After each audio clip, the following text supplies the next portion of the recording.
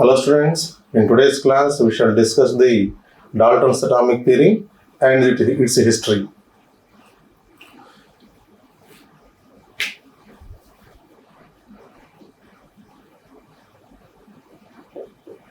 Dalton's atomic theory.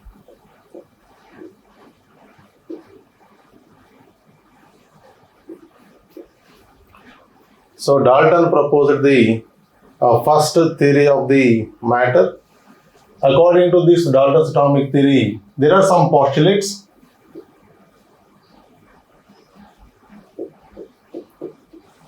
So postulates mean these are not the experimental results. These are only theoretical concept, only proposals. Let us see what are the postulates given by the John Dalton. The first postulate is atoms are the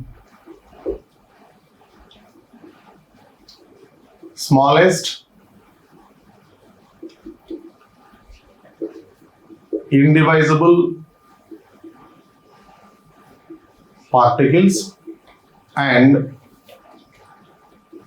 no particle smaller than atom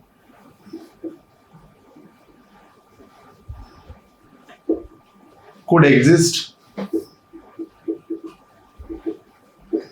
in the nature.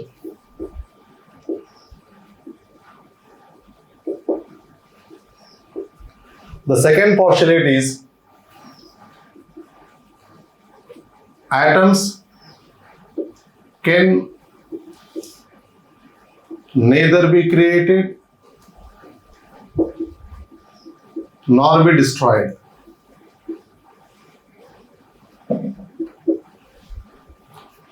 And third postulate is atoms of same element have identical properties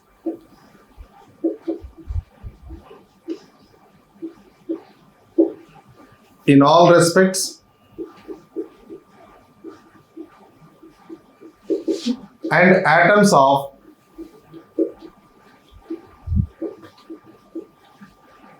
different element have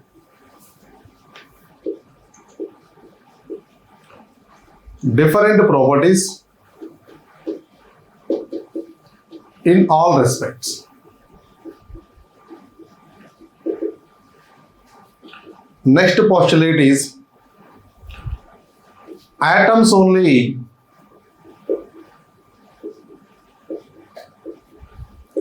take part in chemical reactions due to their rearrangement.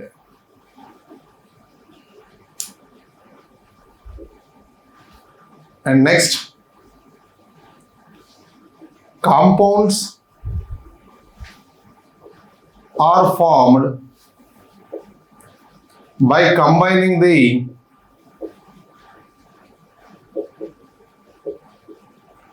atoms of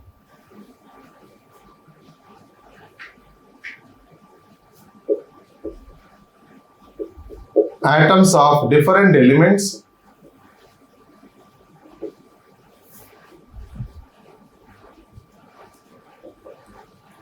in a fixed ratio. And next, one more is there that we shall discuss here. Atoms of same element do not combine.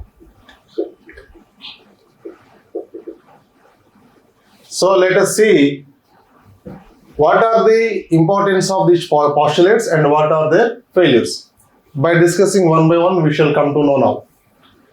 The first thing is atoms are the smallest indivisible particles and no particle smaller than atom could exist in the nature. Let us see its failures along with the success also. Actually, this point is wrong. Why? Because this Dalton proposed this concept in the year of 1808. He was a British school teacher. Only expectations he proposed. So those days no advanced equipment was available to test his postulates whether atom is the smallest indivisible particle or not. So after next some years later, whenever advanced equipment was discovered, then they divided the atom into many different smaller particles like electrons, protons and neutrons. So from this it is clear that atom is no longer the smallest indivisible particle of the matter, and it is not only the fundamental building block of the matter, because actually the matter is composed of the means made by the electrons, protons and neutrons. So these are the smallest particles of the matter that can exist in the nature. And next one is atom can neither be created nor be destroyed. It can be destroyed into the smaller particles like electrons, protons and neutrons. Next, third one is atoms of same element have identical properties in all respects, and atoms of different element have the different properties in all respects. Now let us see how the atoms of same element have the identical properties, whether it is true or not. So let us try to see here. Atoms of the same element can exist in the having the different mass number, that is called as the isotopes. So atoms of the same element having the different mass numbers are called as the isotopes. So this particular part is wrong. And next one, atoms of different element have the different properties in all respects. Different elements are having the same mass number, they are called as the isobars. So after discovery of the both isotopes and isobars, it was clear that this particular point is again wrong. Next one is, what are the other important points? One more failure is that atoms of same element do not combine. Actually, atoms of same element combine to produce the molecules like H2, O2, Cl2. These are all molecules, atoms of same element only. They can combine and produce the molecules. Then what are the uses of the Dalton's atomic theory? Atoms only take part in chemical reactions due to their rearrangement. This point is still correct.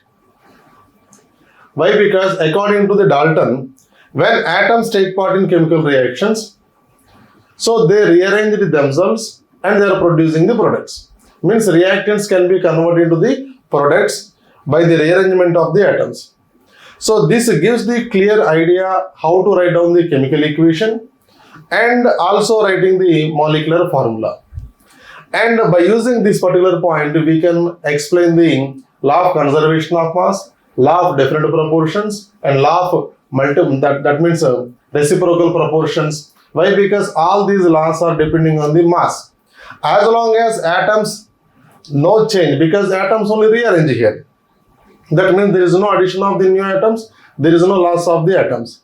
Since atoms remains same throughout the chemical reaction, so mass of the atoms do not change, mass of the reaction do not change, their proportions also do not change.